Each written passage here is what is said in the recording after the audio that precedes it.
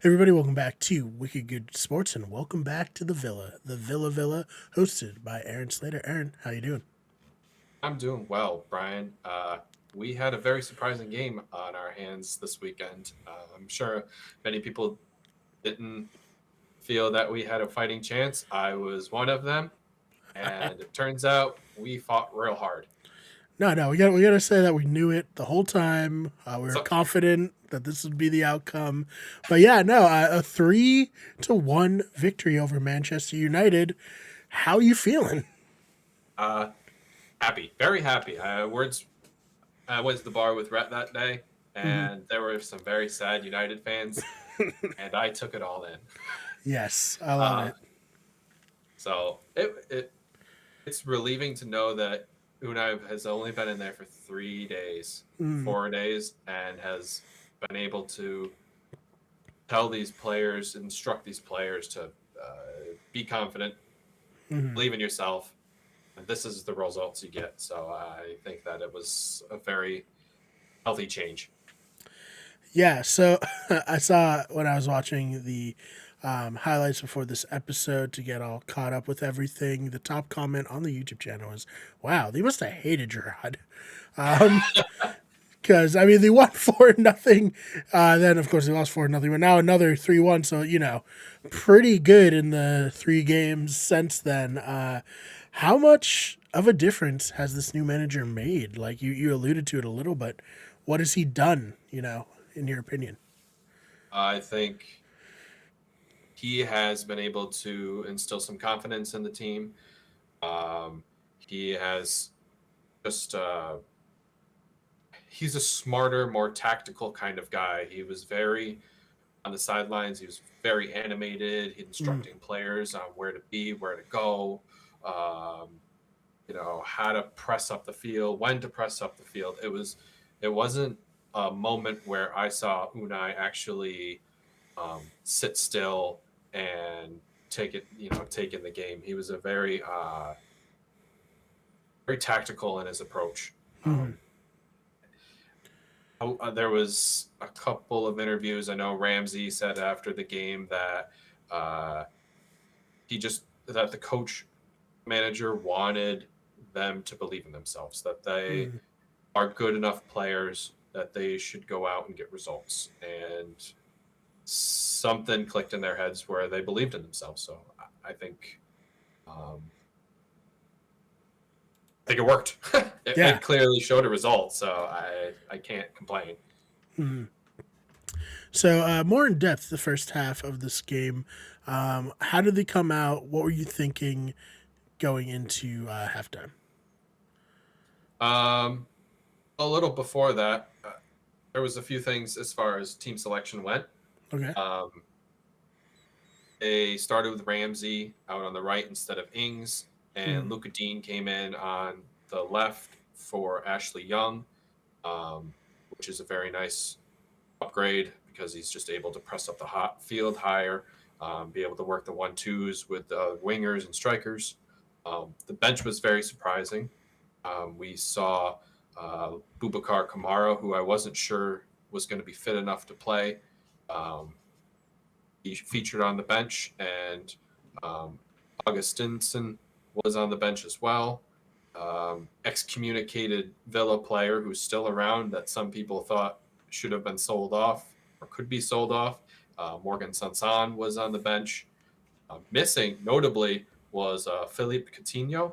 okay. And I was going to talk about it later, but I might as well bring it up now. Yeah. Uh, he picked up a thigh injury through training, and he's set to miss about 10 weeks. So he's missing the World Cup as well. Oh, brutal. Kind of a blow, obviously, for him because he wanted to be in the World Cup. I mean, Yeah, who of doesn't? course. Yeah. Um, and a blow for Unai because he is a dynamic piece and he won't be able to be in trainings to pick up the material that Unai's laying out. Mm, Um, Man U had missed a few players as well. They missed mainstay attacking players. Jaden Sancho was sick and missed that game.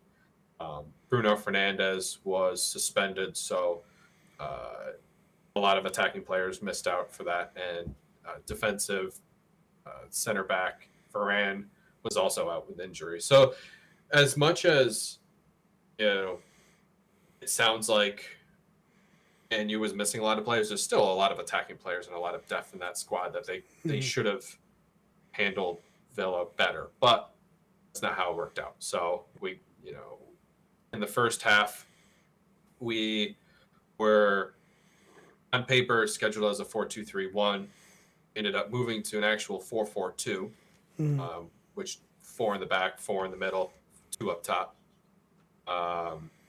There was no real striker per se. Everybody was fluid in their movements.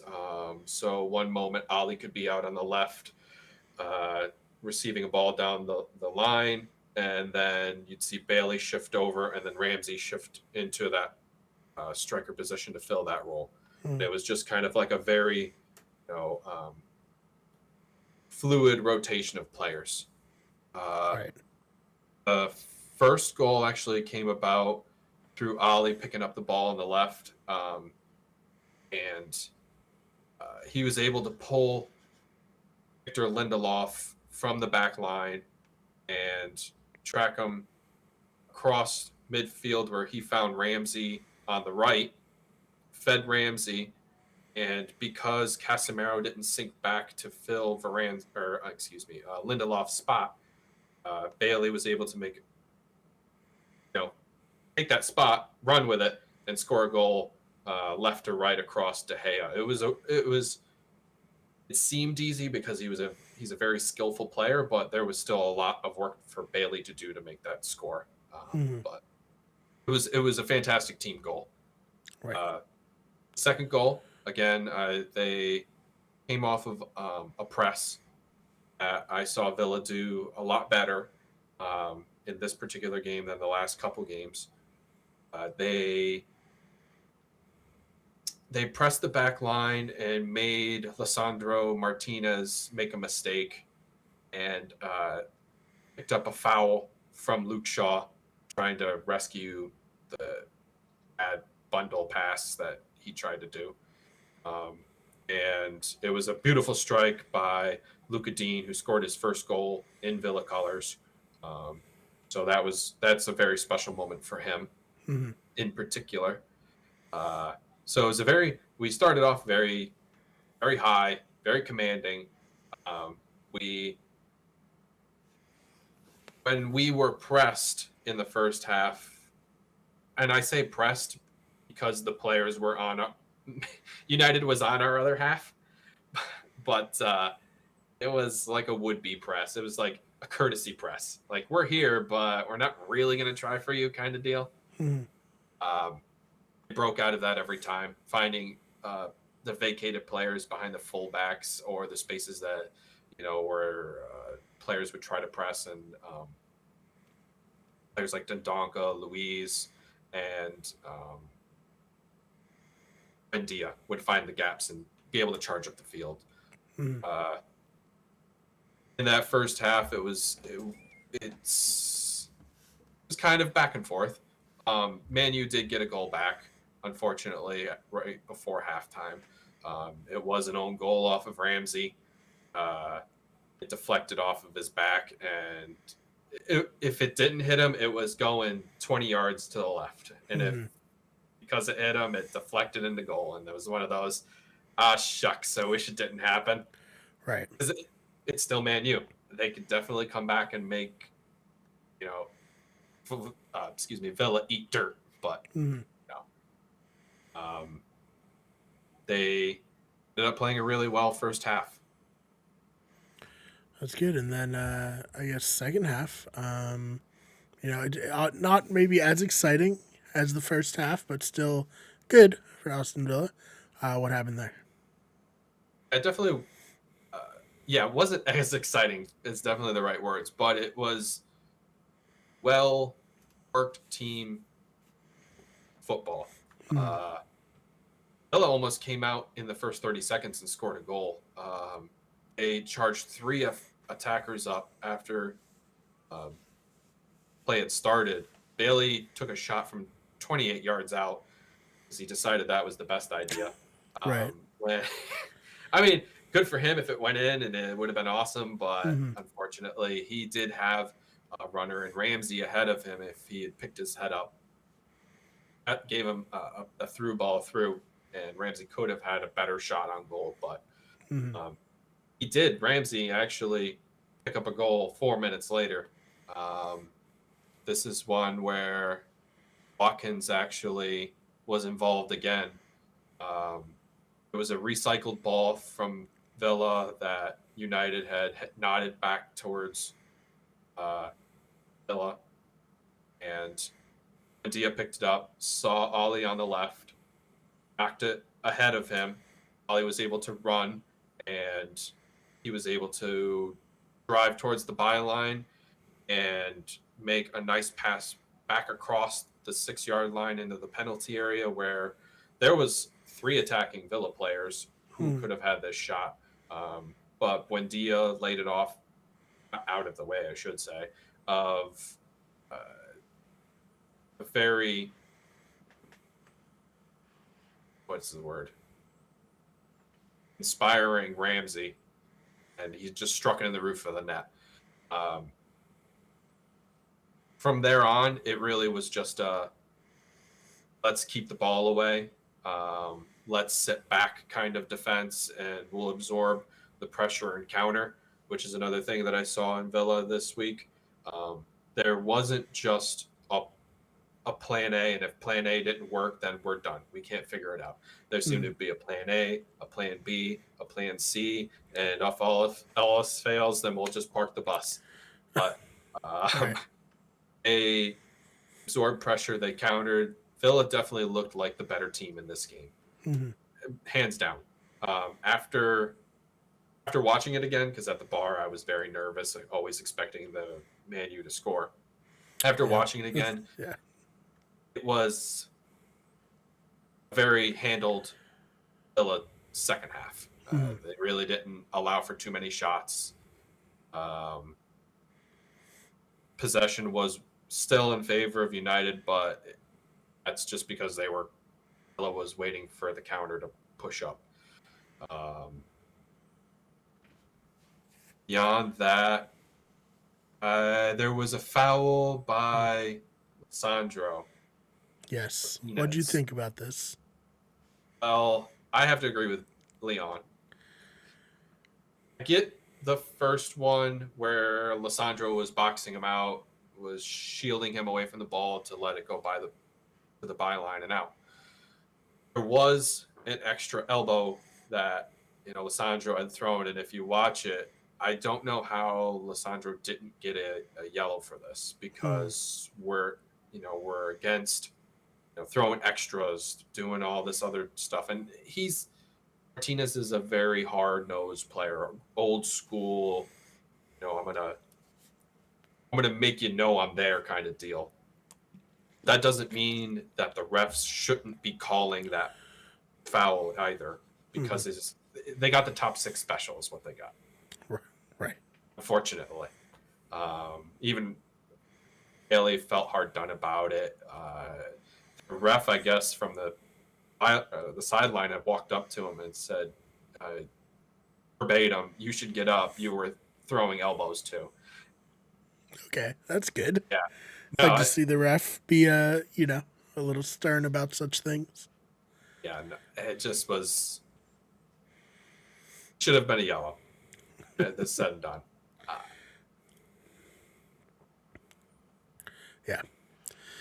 All right. Well, so there's no real rest for Aston Villa and for Manchester United because Thursday they're playing again.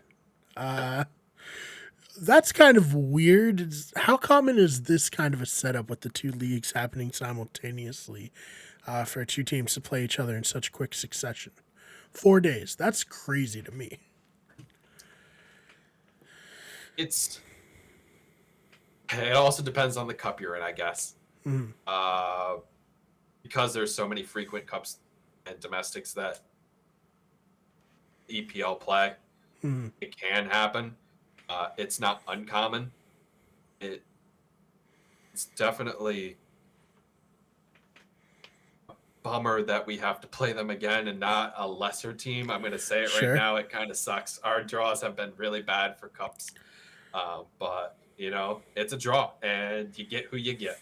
Mm. Uh, this I don't really know what to expect from United because they'll be able to have Bruno Fernandes back, and I'm not sure if they'll have the two other attackers, Anthony or um, Sancho.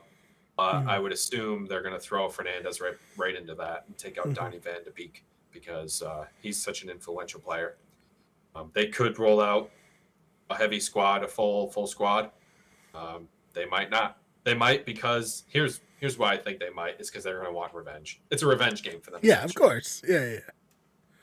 Um, the same aspect, I really don't know how Villa's going to roll out there either Mm. because they could look at this and be like, well, you weren't necessarily going to win the cup anyway. Sure. It'd be nice to go out and into the deep end of the cup, but Mm. EPL TV money is way more important, Yeah, and staying that's up fair. and being domestic is probably the way to go. So I wouldn't be surprised if we saw a squad rotation and Mm. had Kamara in there, who is still a very capable defensive player and not defensive. I'm sorry, defensive midfield player. Mm. Uh, see Louise probably playing, which he's a normal mainstay. We could also see Son replace Louise, get him some game time. Uh, don't really. It could really just be a kind of a turnover game for them, and it could also be good for Unai in this case if he throws out some of the bench players as well, Mm. because then he'll know what he has on the bench and how they're going to play and how they're going to adapt to playing such a potent team. Mm. So really, either way, this game it could be a win-win as far as Unai being able to see who we have and what their abilities are and what they're capable of doing. Mm. The only two people that they won't be able to see is Jan Bednarak and Dundonka because they're both cup tied, which Mm. just means that they um, had played a cup or that particular cup with a previous team. So Brent Bednarak had played with Southampton in a previous match, Mm. and same with Dundonka, who played with the Wolves in a previous match. Right. Um, And then, so Manchester United is currently the fifth team in the Premier League, and then you got the sixth place team, Brighton, right afterwards. So really just right into the deep end. Uh, so, yeah, but went from hey, playing the fourth team, then the mm, fifth team, and then the sixth team. yeah, Let's just bring it on, apparently. apparently. How are you feeling about that matchup here on Sunday? So we go and travel to the Amex at Brighton. Like you said, it's the sixth place team. They're not a pushover, even though they No. did lose their head coach and Graham Potter to Chelsea. Mm. Roberto Debrini has done a really good job instilling confidence in this team and telling them, they're not pushovers anymore. They're a well-built team, well-constructed team. Mm. I think if we're going to look to succeed, we're going to need to shut down Leandro Trossard. We'll work through that. Harry McAllister and Pascal Gross. Those guys have been the most influential attackers and assist makers in their team. Mm. So those will be critical battles throughout the game. I feel this is tough because we have a really bad away record. Mm. Like we have taken 2 points all season. That's not great. There was if you filter it out, to do only home, we've picked up 13 points, and that would put us seventh in the league. Mm. Because we have to play away. Yeah, it happens. Dang it. Yeah. So I'm hoping Unai Unai will be able to bring that same kind of confidence away and, really turn the, even if we were to, I'm really hoping for a draw. I'm going to be honest. I'm hoping for a draw because Mm, it's always away games are tough, obviously. You right. don't have your home fans backing you. Uh, but I could see a 2-2 draw. Both teams are scoring. Um, could I see us sneaking one out? Maybe, just because of the confidence that we've had. Mm, Um, we've taken, you know, 6 points in the last 3 games, which right. is almost as much as many points as Gerard had through 9. So I mean, something's working. Yeah. No, definitely. Uh, Um, we'll see. yeah, Fingers crossed. definitely. I mean, so far, I don't want to jinx anything, but so far it looks like a good hire after one game. I Uh, feel so as well. I still want to, as much as I want to jump on board after this first game. I still have to hold a little reservation in this and make sure that he's the right guy for Villa. mm, don't doubt that he is right. because of his pedigree and the technical background, and he's got such a brain for soccer that it can't go wrong. But it's Villa, so it could go wrong. Sound like me talking about the Dolphins right now. So that's what I'm getting, anyways. Yeah, well, it's yeah, yeah. Oh man. All right. So, do you want to go around the league a little bit? Anything happening Let's around the league go that you around wanted to the talk league. about it? Yeah. Arsenal won last weekend against Chelsea. That was a Yes. very hard fought game. I'm sure you watched it. Uh, I was there with Red at the bar, and I had walked in just as they were scoring too. So it was an eruption of Arsenal fans, and then one sad Chelsea fan. Oh Um, no. but they deserved that win. Mm, They were the better team throughout, I thought, and um, it's good for them to be at the top of the table because yeah. who doesn't love being at the top of the table? They see the 19th place team this weekend against the Wolves, so that Should be good. should be good. We'll hope for a win, but Wolves tend to play hard as well, so we'll Yeah. see what happens. I wouldn't doubt they win. I wouldn't. I'm not sure if they're home or away. Um, I want to say they are away, so they'll be at the Marlemieux. Um, see, I think they'll win. I really think they'll win. Yeah.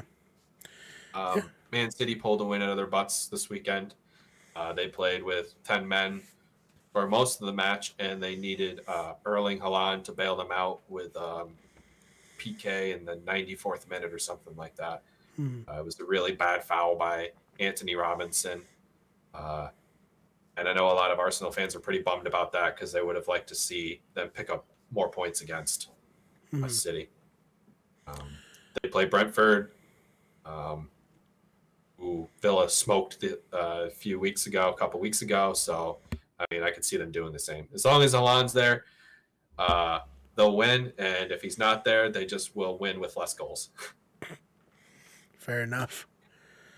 Then Newcastle's in third. They're looking to stay atop at 3. They beat Southampton 4-1. Those guys are playing extremely well. They are an informed team. Mm, I would be scared if I was a Chelsea fan. Who they play next? right. If I there's no particular player to shut down in order for them to be shut down. Mm, There's too many options on that squad who can score. There's too many options that players are able to facilitate to other players. It's a Howe's got himself a gold mine right now. Mm-hmm. Tottenham's sitting in fourth. They lost to Liverpool 2-1. I think the Spurs forgot to set their alarms this weekend because they were a struggle to when they couldn't wake up. Mm-hmm. And when they did, it was all said and done. Right. And then the round out the top is number 5, United, who obviously we just talked about, getting smoked by Villa.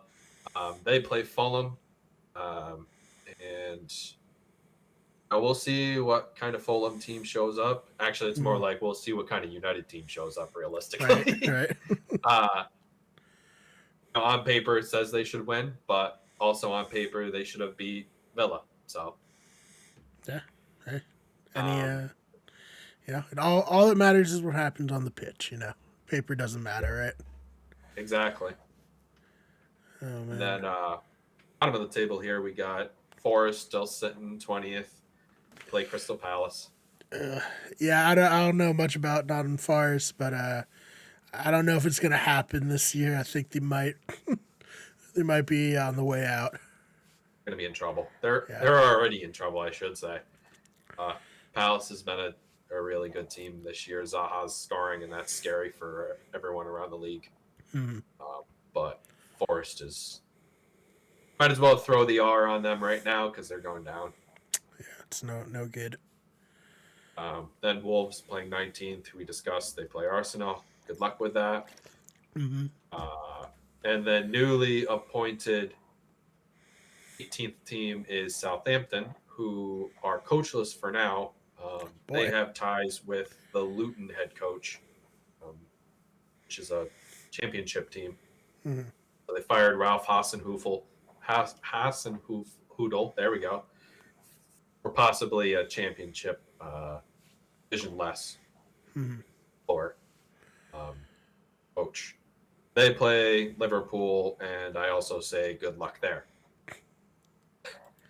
Oh man. The bottom's still going to be really tight. There's a lot of teams that are condensed with 9, 10, 11, 12 points. So it's still a lot of shaking and moving, but there's definitely one team who's going down.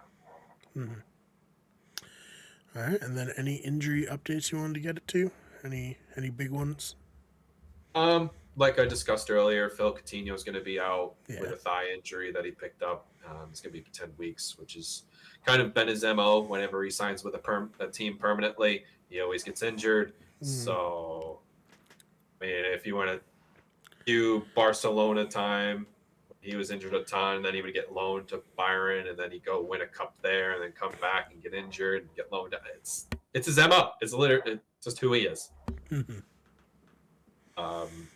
Other than that, that's all the injuries I have for now. Hopefully, we come out unscathed in Thursday's match against United, because we're going to need everybody at full strength for Brighton Sunday.